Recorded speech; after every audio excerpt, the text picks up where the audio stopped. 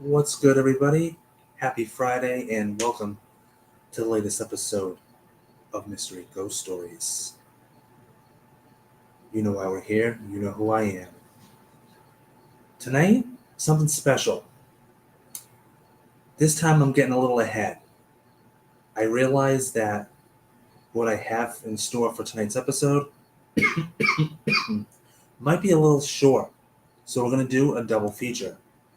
The first story we're going to be talking about is the Litner farmhouse bed and breakfast, followed by Sloss Furnace. Two interesting cases, two interesting stories. Without further ado, Mystery Ghost Stories. Up first, the Litner farmhouse bed and breakfast. We're going to be going through two stories, two sources here. Whoops. The Litner farmhouse bed and breakfast in Gettysburg, Pennsylvania, is said to be haunted by spirits from the Civil War era. So, obviously, right off the bat, you know why I chose this. You know why it's haunted. The ghosts of Gettysburg, for one. So, yeah, there's a good chance that this place is haunted by Civil War soldiers. You can almost bet on it. Built during the Civil War, the farmhouse was once thought to have been used as a hospital. Some guests have described hearing strange sounds in the hallway, like someone dragging something heavy across the floor or trying to get into their room. How many stories have you heard where somebody reports claims of hearing something dragging across the floor or hearing footsteps above them? Or I think like a case ago where you actually hear somebody make claims of, I heard footsteps above me. Sir, you're on the top floor. There's nobody above you. Or is there?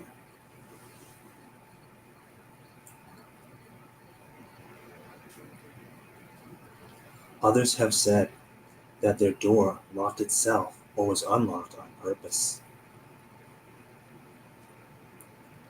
Gettysburg is known for its paranormal activity and other haunted accommodations in the area.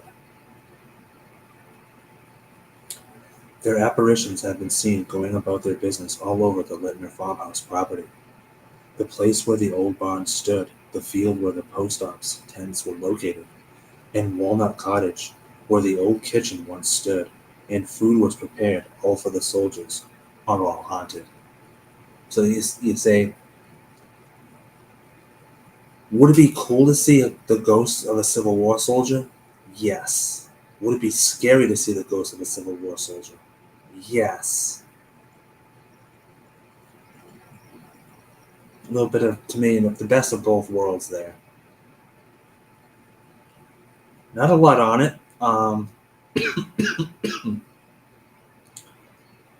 TripAdvisor, you can book your own stay there. Heck, let's go to Facebook. I don't usually go to Facebook for such a thing, but hey, why not? Although I'd have to log in, and I can't really do that on this phone. So, let's see what another website has. Like I said, it's very hit or miss.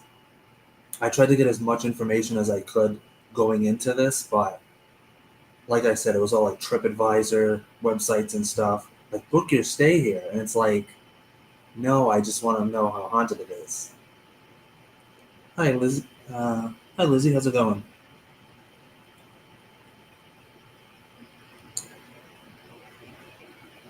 And there we go. Okay.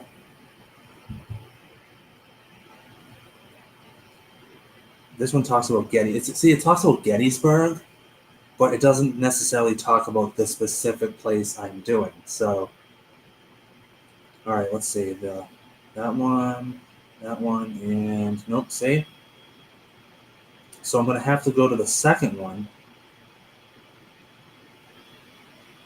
Unfortunately, I'm gonna have to. Alrighty. Unfortunately, we're gonna have to go to our second source, which is a book. where I found out about this place. The Soldier Specters of Litner Farmhouse Bed and Breakfast. In 1736, William Penn and family bought the land now owned by the Adams County from the Iroquois Indians, and everyone lived happily ever after. Actually, 20 years later, the French and Wabanaki Confederacy teamed up against the British and Iroquois Confederacy to fight about imperial rule, and the settlers along the Maryland-Pennsylvania border got caught up in the crossfire. Many people proceeded to die horrible deaths. Once the 7 Years' War ended, the area saw an era of peace and prosperity. To celebrate, Samuel Geddes opened a bar. His son established the towns of, you guessed it, Gettysburg. By 1860, there were 10 roads leading to the bustling mecca of the industry. In 1862, Isaac and Barbara Litner began construction of a fancy federal-style house befitting Isaac's fancy position as sheriff of Adams County. So this is good. We get a little history on Gettysburg. We also get a little history on the Litner farmhouse.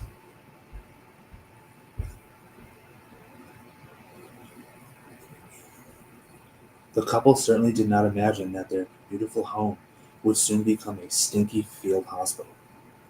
But then General Lee and his 75,000 troops and General Meade and his 95,000 troops marched along the convenient roads into the bloody-soaked Meade. The Litner residence just so happened to be 2 miles from the battlefield. Before I go any further, I would just like to remind people who don't know that during the Civil War, it was like a rule. It was like a law that stated that your house, while the war was going on, was allowed to be infiltrated and used as a stay for soldiers. And this place was, like I just said, right on the freaking border. So if this place wasn't the mecca for Civil War soldiers, then yeah.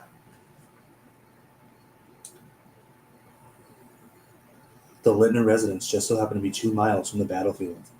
George W. New,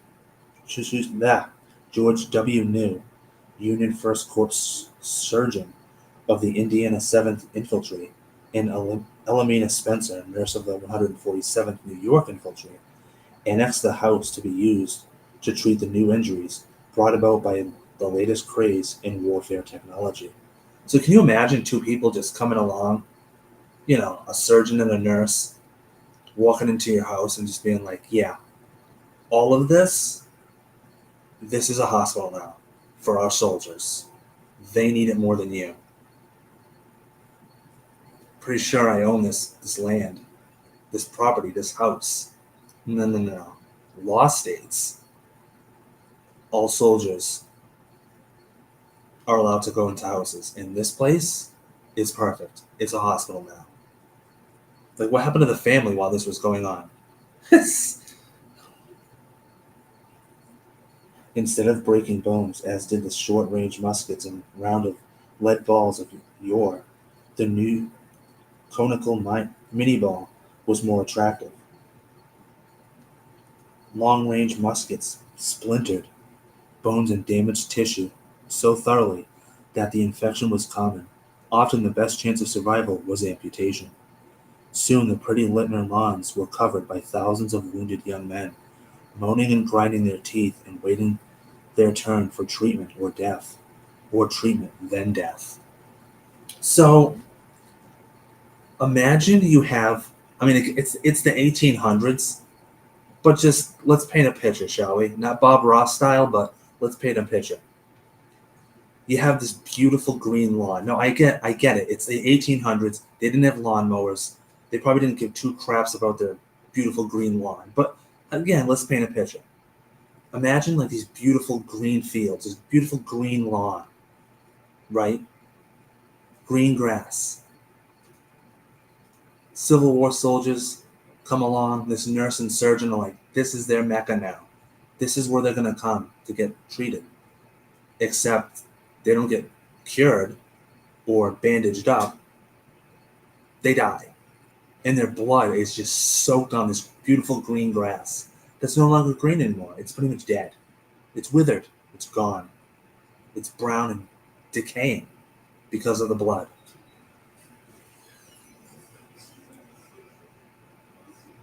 In an impromptu operating room in the parlor, the dedicated staff lopped off limbs, tossed them out the window, and onto the pile of amputated appendages outside. Remember how I just said let's paint a picture? Let's paint another picture, shall we?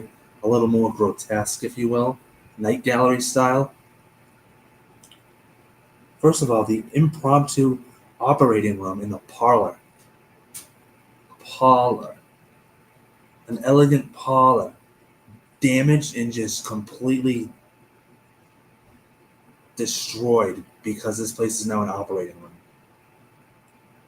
And then they chopped off the limbs and tossed them out the window. So imagine like your neighbor across the way. Now I imagine it's a farmhouse, so there's no one even close. But again, let's paint a fictional picture.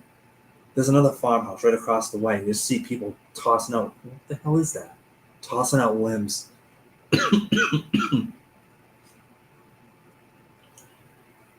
We can only hope that surgeon New had a decent supply of ether. I don't think he did. More than 50,000 husbands, sons, and brothers were killed or maimed during the 3-day battle. At the Litner Farmhouse Bed and Breakfast, the website says, "Come for the history, stay for the hospitality." Today, guests have reported being awakened by the sound of something heavy being dragged across the floor. Like I said earlier, and there have been sightings of ghostly blue and gray coated soldiers roaming the grounds and bearded apparitions peeking out windows. I'm not an apparition now. For more paranormal activity, mosey on down to Gettysburg National Military Park. So, Gettysburg itself is more than likely haunted. The city.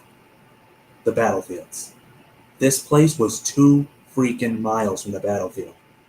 This place was probably haunted the minute people spilled blood and died. Like, imagine that.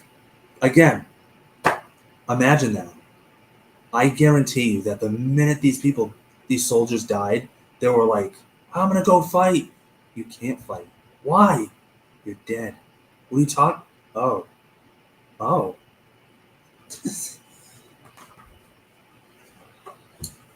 So like I said, this is a bit of a short episode, but that was the first of the double feature. I will close this part out by saying, do I think the Litner Bed and Breakfast is haunted? Obviously. I 100% do. It's still haunted today. I bet if you went there now, it'd be pretty damn haunted. And obviously, like, people died there. Their limbs were chopped out windows. I mean, just chopped out windows. Chopped, not chopped. Heck, there's probably some spirits that are looking for their missing limbs, right? Isn't that creepy? Imagine seeing a blue apparition with like no arm. Have you seen my arm? Can you imagine? Ugh. But this has been the first of the double features, the Litner Farmhouse Bed and Breakfast. And now we're going to talk about something I didn't really know what it was, but it's also in this book and it is quite morbid. I am, of course, referring to the second of the double feature tonight, Sloss Furnace. If you're interested in knowing which book I'm referring to when I'm reading this, it is the Mystery Unsolved Supernatural book by Ryan Bergara and Shane Bidet.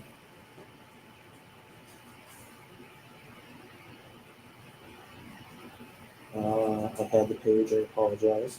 Mm-hmm.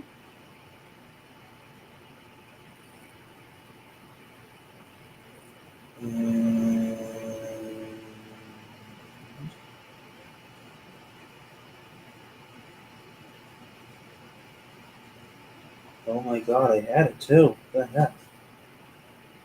Alright, let's see. Should have had it ready to go. I had it ready to go, but my hand slipped out and then boom, it was gone.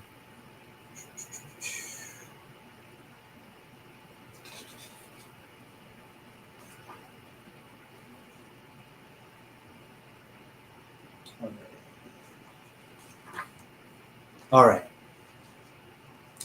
So once again, in closing for the Litner Farmhouse Bed and Breakfast in Gettysburg, Pennsylvania, said to be haunted by the ghost of Civil War soldiers from the Battle of Gettysburg.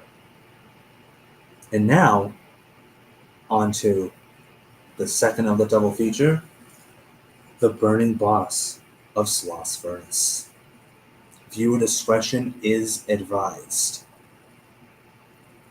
First of all, this takes place in Birmingham, Alabama. Colonel James Withers Sloss knew an opportunity when he saw one. The nation was rebuilding after the Civil War, and the ground around Jones Valley in central Alabama just so happened to have iron ore, limestone, and coal in abundance. So this is post-Civil War, so it's fitting. After making a fortune in coke and coal, what kind of coke are we talking about here? He founded the Sloss Furnace Company in 1880, commissioning two blast furnaces that were 60 feet high and 18 feet in diameter, two blowers, 10 boilers, and a labyrinth of pipes. So, I don't know about you, but I don't know diddly squat about furnaces, but that sounds quite massive. Wow. And a labyrinth of pipes. So that's. Remember the three screensavers in the 90s and 2000s? The pipes? That's what I'm picturing. This, this equipment heated the raw materials to up to 1,400 degrees until they became molten, then collected the pure iron and slagged off the impure slag. So, this is Mystery Ghost Stories. So, it's going to be a little bit before we get to the ghost part, but it is quite gruesome and horrific, so it does have that going for it. And that's also why we're here. From From the get-go, Jim Crow segregated the operation, from drinking fountains and bathrooms to pay and division of labor. Management considered black employees expendable, often assigning them the most dangerous work. The first deaths on record were those of two black workmen named Alec King and Bob Mayfield, who were dislodging clinkers caked on ore and coke from the blast furnace interior. A chunk dropped into the fire below, releasing a plume of noxious gas that overwhelmed them so that they too fell. Can you imagine? Yeah, just like noxious gas just knocking you on your ass. It is unknown just how many deaths and accidents there were over the years, because casualties weren't always reported. Well, isn't that nice? Hey, how come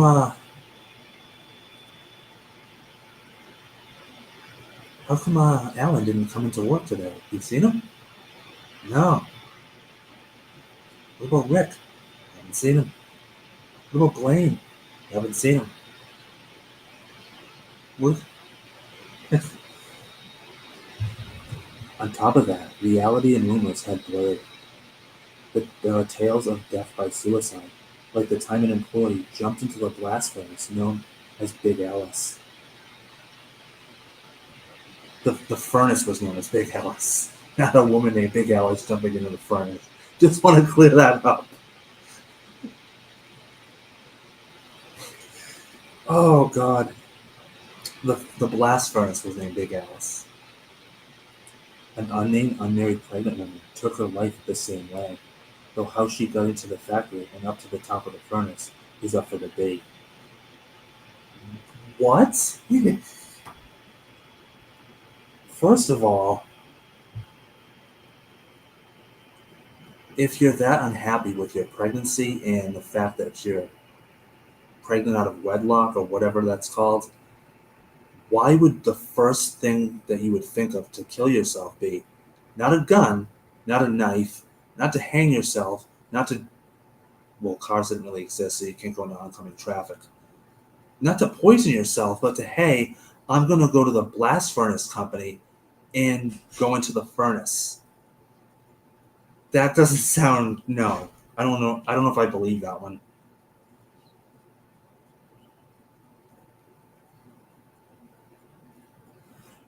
Eight men fell 80 feet.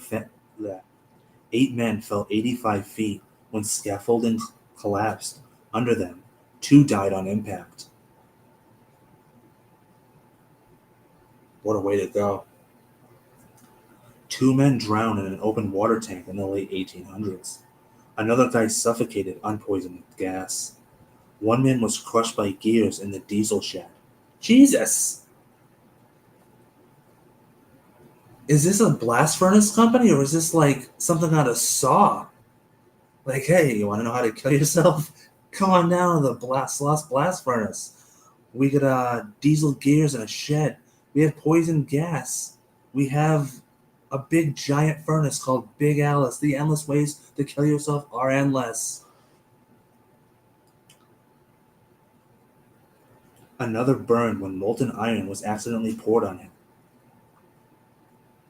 How do you how do you accidentally pour?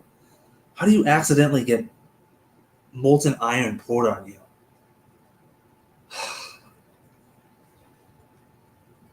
I'm thinking of the Def Leppard song, but instead of sugar, it's pour some molten iron on me. Oh God.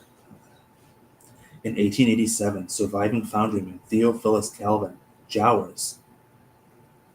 What kind of name is that? It's an 1800s name, Justin. Keep reading.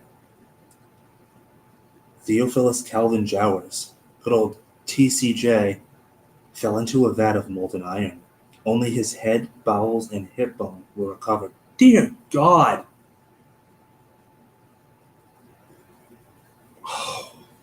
Wow! There ain't nothing left of that man, huh? Some believe this story inspired that of James Slag Wormwood, the foreman on the graveyard shift who, according to legend, relentlessly drove his employees. That's all it says. Relentlessly drove his employees.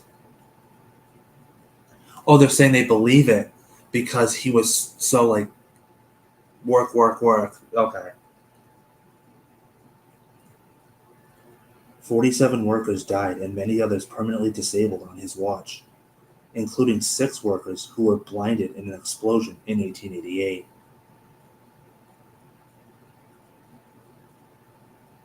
Wow.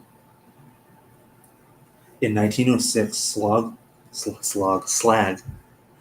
lost his footing and fell into the hellfire of Big Alice, where he melted into the slag that was his namesake.